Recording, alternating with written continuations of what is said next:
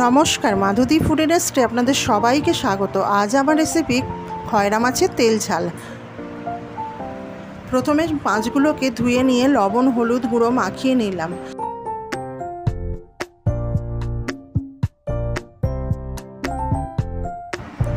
এরপর ফ্রাইং প্যানে সর্ষের তেল গরম করে এক এক করে মাছগুলোকে ভেজে নিলাম।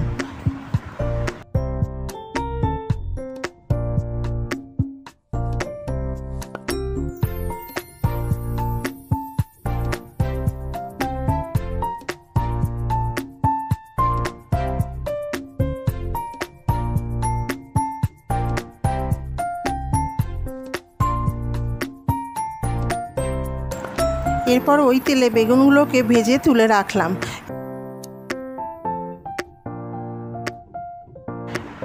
এবার তেলে গোটা জিরে ফোড়ন দিয়ে টমেটো দিয়ে দিলাম। একটু ভালো করে নেড়ে নিয়ে আদা কাঁচা লঙ্কা পেস্ট, গোটা জিরে ভেজে গুঁড়ো করা, লবণ চিনি হলুদ গুঁড়ো লাল লঙ্কার গুঁড়ো পরিমাণ মতো দিয়ে দিলাম।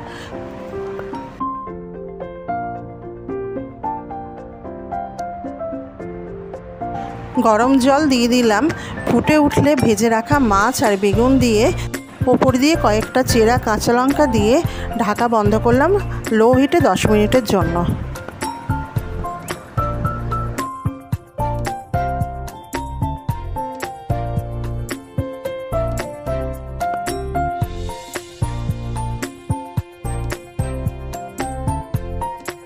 ঢাকা খুললেই রেডি খয়রা মাছের তেল ঝাল।